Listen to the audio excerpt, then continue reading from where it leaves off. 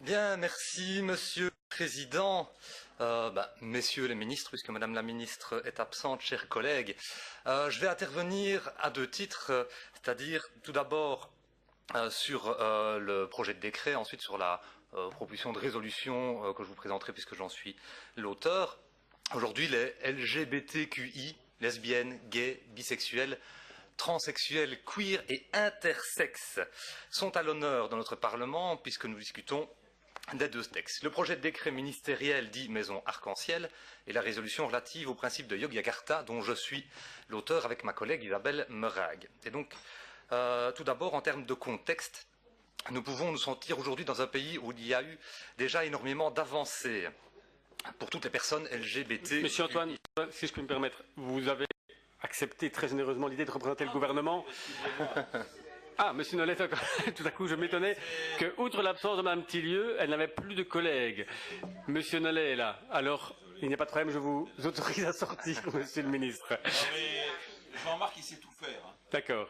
Il est polycarbonant. J'en prends bonne note. D'accord. Excusez-moi, poursuivez, Monsieur Dalle. Voilà, je remercie Monsieur Nollet de pouvoir représenter Madame Thilieu pendant cette discussion qui me semble tout de même importante.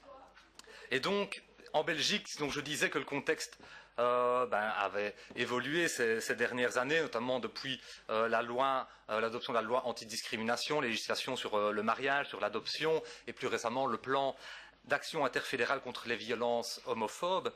Et on doit faire malheureusement, en parallèle, le constat qu'en termes de sécurité, un retour, une augmentation importante du nombre de signalements, de plaintes par rapport à des agressions verbales ou physiques liées à l'orientation sexuelle.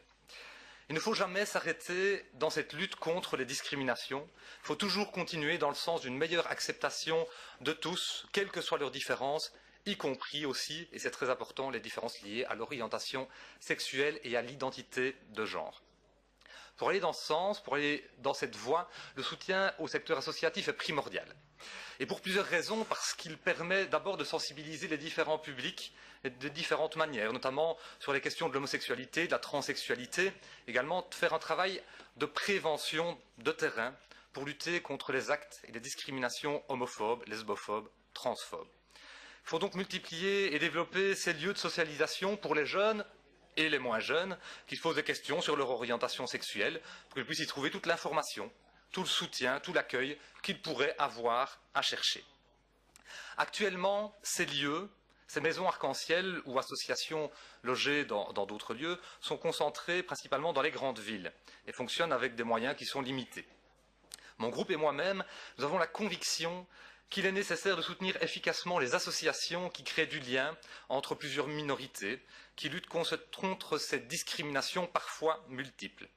Nous accueillons favorablement ce projet de décret qui vise à reconnaître les maisons arc-en-ciel existantes, à en créer de nouvelles et créer une fédération des maisons arc-en-ciel. Je ne vais pas revenir ici en plénière sur les remarques organisationnelles que j'ai développées en commission, et notamment de s'appuyer bien évidemment sur l'expertise existante des associations déjà en place, de viser la complémentarité et bien évidemment de ne pas viser la structure pour la structure, mais de viser l'accomplissement des missions que sont l'aide aux personnes homosexuelles de manière générale, et plus précisément lesbiennes, gays, bisexuels, transsexuels, queer et intersexes, pour qu'ils puissent trouver l'information qui leur est destinée et de mener des actions de lutte contre les discriminations qui les concernent.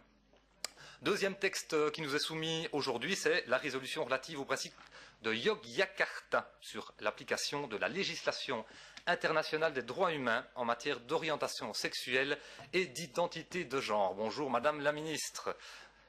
La volonté qui nous anime au sein de la Commission de l'action sociale, vous ne me démentirez pas, de la santé et de l'égalité des chances, et plus largement au sein de ce Parlement, est d'aller dans le sens d'une meilleure égalité entre tous et d'une meilleure lutte contre les discriminations. Je vous propose de discuter, j'espère d'approuver à l'unanimité, comme ça a été le cas en commission, cette proposition de résolution qui vise à une meilleure avancée en termes de non-discrimination. Parce que nous devons constater encore aujourd'hui malheureusement que la violation des droits humains dont sont victimes certaines personnes constitue toujours à l'heure actuelle une source de préoccupation, pas uniquement en Wallonie, pas uniquement en Belgique, également à l'échelle mondiale. C'est en fonction, au niveau de l'identité de genre, l'identité sexuelle, les personnes transgenres, les personnes transsexuelles sont encore plus concernées, puisqu'il faut savoir que dans notre société, dès la naissance, l'enfant se voit attribuer un sexe, un genre, et cette démarche sera déterminante pour son avenir. Le genre ainsi attribué devient un fait juridique et social. Il arrive que certaines personnes ne se reconnaissent pas dans le genre auquel elles sont assignées. Et cela peut mener à des situations parfois très douloureuses, voire dramatiques. En 2006, la Commission internationale des juristes et le Service international pour les droits de l'homme ont arrêté, au nom d'une coalition d'organisations de défense des droits humains, une série de principes juridiques sur l'application du droit international existant aux violations des droits humains, fondés sur l'orientation sexuelle et l'identité de genre. Et ceci afin d'apporter une plus grande clarté et une plus grande cohérence aux obligations qui incombent aux États en la matière.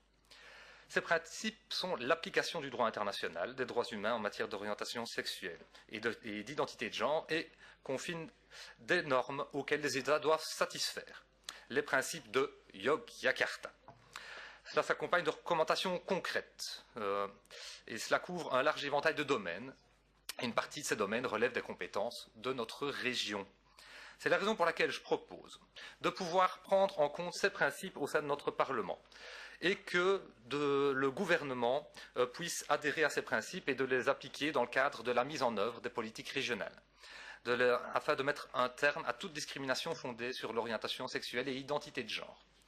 D'insister auprès du gouvernement fédéral pour que la Belgique reconnaisse officiellement les principes en vue de l'application effective des dispositions contre la discrimination sur base de l'orientation sexuelle et l'identité de genre, d'appliquer activement dans le cadre des compétences régionales la législation anti-discrimination afin d'améliorer l'égalité et le respect des droits humains des personnes transgenres, d'œuvrer pour l'adoption, c'est le principe, auprès des organisations intergouvernementales régionales et sous-régionales, de prendre des dispositions particulières facilitant l'accès des personnes transgenres à l'emploi, d'améliorer la situation des personnes transgenres grâce à la mise en œuvre de la nouvelle stratégie pour l'égalité des femmes et des hommes, de lancer une campagne de sensibilisation en rapport avec la thématique du genre auprès du plus grand public afin de briser les stéréotypes, d'informer les groupes cibles des canaux disponibles et de la protection de leurs droits, dans le cadre des dispositions légales relatives à l'égalité des femmes et des hommes,